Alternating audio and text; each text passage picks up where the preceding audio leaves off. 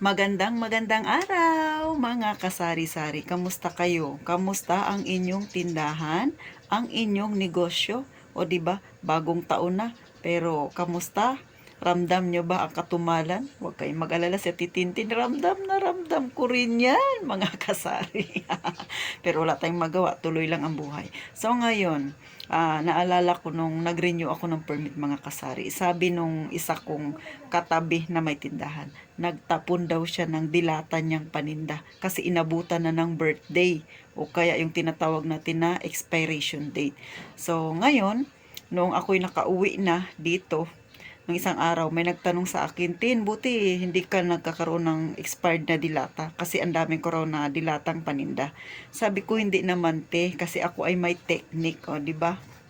So, ngayon, isi-share ko sa inyo kung ano ang technique ni Ate Tintin sa kanyang mga dilata para hindi magkaroon ng expired na paninda. Hindi lang basta sa dilata, kahit sa mga pansit canton, sa biskwit, mayroon akong technique, mga kasari. Kahit sa mga sabon ko, ginagawa ko rin yan. Para yung mga nauna kong nabili, yun din yung mauna kong maibenta. Yung mga bago kong nabili, yun yung mahuhuli. Kasi nga, syempre, para maging maayos pa rin ang itsura ng yung paninda. So, kailangan yan, mga kasari. Lagi ninyong babantayan ang inyong tindahan. O, ganon. So, eto na, marami na akong niyayaw-yaw sa inyong mga kasari. O, eto na ang style ni Ate Tintin, ha? So, eto na nga, mga kasari, ang style ni Ate Tintin. O, kunwari may bumili sa akin, wow, ulam, eto kaldereta. So, ang una kong ibibigay kay customer ay itong nasa taas. Syempre, magkakaroon na ng awang. So, ang gagawin ko, hihilahin ko lang tong dalawa, kukunin ko itong nasa itaas, ibababa ko lang siya, ganyan. Tapos, sunod, ipapatong ko lang ulit siya. So, ganyan, mga kasari. O, isa rin yan sa technique para syempre, laging puno tingnan ng yung tindahan. O, pag may bibili ulit, ganun ulit, mga kasari, hilain mo ulit ito, tapos hila ito, kunin mo ulit yung sa pinakadulo, tapos ganyan. O, gets na, mga kasari? So, hindi ka magkakaroon ng lata na expired. O bakit? Kasi ganun yung iyong gagawin, mga kasari. So, pag mayroong bago kang delivery, so ilalagay mo yan dito lagi sa ilalim, dito pa ganyan. Tapos ipapatong mo lang to. So, ganun ang aking ginagawa, mga kasari, ha? Tandaan, kailangan maging maingat tayo sa ating binebenta. Kasi nga, syempre, nakasalalay dyan ang ating kita. At saka, syempre, si customer, baka ibalik sa'yo yan, magagalit pag nakita niyang meron kang expired na ibinebenta. Maichika ka pa niya sa kanilang mga kakilala. So, ganyan, mga kasari, ang aking ginagawa. Next, may magtatanong, katulad nito, Ate Tin, sa yung mga pansit canton, ano bang ginagawa mo katulad nito? May awang na kasi may bumili na kanina, mga kasari.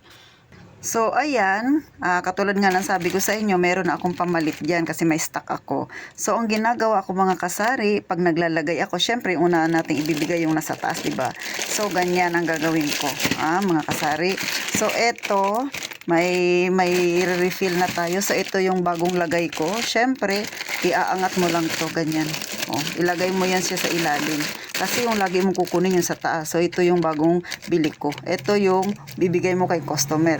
Next, ito yung natira kanina. So, magdadagdag ako ng dalawa. So, ito yung bago. Ito yan ang bago, mga kasari. So, ilalagay mo ulit dyan. Next, ito ay papataas mo. So, medyo nakakapagod pero kailangan. So, ito yung luma. Ayan ang luma, mga kasari. Ito yung luma. Ito yung bagong nilagay ko. Ito yung bago. So, laging sa taas ang gawin mo. Na yan sa taas.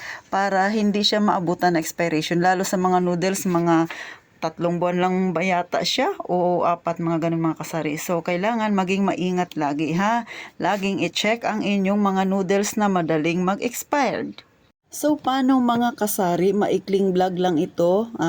Tips lang yan at Tintin kung ano ang kanyang ginagawa para hindi magkaroon ng expiration, mga kasari.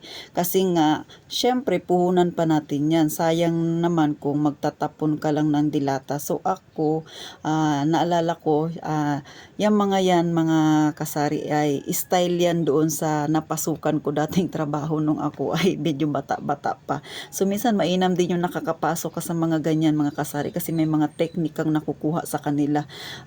Pagka ikaw ay may business, syempre pwede mo siyang gayahin.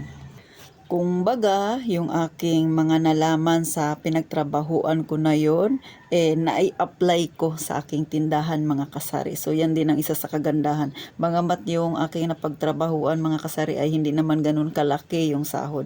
Pero syempre, mainam din yung ma-experience, di ba mga kasari? So sa mga nanonood sa akin, ganyan ang style ni Ate Tintin. Kahit sa mga kape, ganyan din ang style ko mga kasari. So yung mga, ano na yan, mga naka-display na yan, yung mga bagong bili ko. So, mayroon akong karton dito nakalagay sa gilid ko. Ito na yung mga luma. Pinagpilas-pilas ko na siya para pag may bibili na customer, hindi na ako aakyat dyan. Kasi bago yan. So, nandito sa gilid ko yung mga luma. So, yan yung binibigay ko. Ganyan ang ginagawa ng Ate Tintin ninyo. Pwede nyong gayahin mga kasari kasi malaking tulong yan para ang iyong paninda ay hindi abutan ng kanyang birthday. O, di ba? Sa lahat ng mga paninda kong mga kasari, ganyan ako. Maging sa biskwit. Sa biskwit, ang style ko naman mga kasari, syempre, isi-share ko na rin sa inyo. So, katulad nito, di ba, bagong bili ko siya. Syempre, isasabit ko siya mga kasari. So, kunwari ito ay, luma na. Tapos, may bago akong ilalagay mga kasari. So, ang ginagawa ko, pag luma siya, nilalagyan ko itong kabila dito, nilalagyan ko itong kabila ng ikes. Minamarkahan ko ng pintel pen. Tapos, ito ay may check. O kaya naman, isa lang ikes lang. Ito wala. So, itong ikes, ibig sabihin, dito ako kukuha. Dito sa kabilang side na ito kasi ito yung mga luma. Dito yung mga bago. Kasi pag may bagong kasi minsan yung Skyflex, 'di ba, may malaking lalagyan niyan. So pag malaki yung binibili ko at naubos na yan, minsan medyo marami pa, bumibili ako ng ganito. So isinasalin ko. So aayusin ko siya. Lahat ng may ikes dito sa bandang part na yan, yung ikes yan yung una kong dapat huhugutin, ibibigay kay customer. Bakit? Kasi yun yung nahuli, 'di ba? Tapos yung bagong lagay ko nasa ilalim. Ganon ang Ate Tintin ninyo. Lahat yan mga kasari, lahat pinag talagang binibigyan ko talaga ng oras yan, panahon. Pag naglalagay ako ng mga biskwit, pag nire-refilan ko sila, ganyan. Kahit sa sa mga candy, kunwari ang candy na bago yung Mentos, may natira pang konti, tapos bibili ako ng panibago. So ang gagawin ko, tatanggalin ko yung luma doon sa lagayan, tapos isasalin ko yung bago, tapos yung ilalagay ko sa taas yung lumang candy. Para syempre yung lahat ng maiwan ay panay mga bagong bili. Yung sa taas yung mauunang maibenta ko, yan yung mga natira. So ganon si Ate Tintin ayos sa kanyang paninda mga kasari. Sana kayo ay may natutunan sa kwento, sa maikling marites ni Ate Tintin sa inyo mga kasari. At syempre pa sa mga hindi pa nakasubscribe dyan, pasuyo na lang mga kasari. Pasubscribe naman, kaunting tulong ninyo kay Ate Tintin.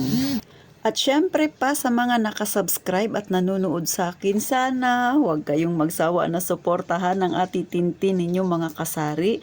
At sana ma-share nyo rin kapag hindi kayo busy, pasuyo na lang mga kasari. Kaunting tulong na lang po para lumaki-laki tayo ng kaunti. Mga samahang mga nasa masa ang pamumuhay, syempre sama-sama tayong umangat kahit pa kunti-kunti. Sana may makuha kayong kaunting idea kay Ate Tintin, makatulong sa inyo dyan na may maliit ding tindahan gaya sa akin, para syempre hindi masayang yung ating puhunan mga kasari, na pagka ma-expired ka, kasi syempre mga paninda itatapon mo yan, alangan naman ikukonsumo mo yan mga kasari. Kaya sana ang ganitong kwentuhan ay makatulong sa atin. At syempre sama-sama tayo mga kasari na magtulungan para kahit papano magkaroon ng maayos tayong negosyo, 'di ba? Mapalaki pa natin mga kasari. Tayo rin ang magtutulungan na nasa masa. So paano mga kasari? Muli magkita tayo sa susunod na vlog ni Ate Tintin, at lagi kong sinasabi, 'di ba? Mag-iingat tayong lahat mga kasari.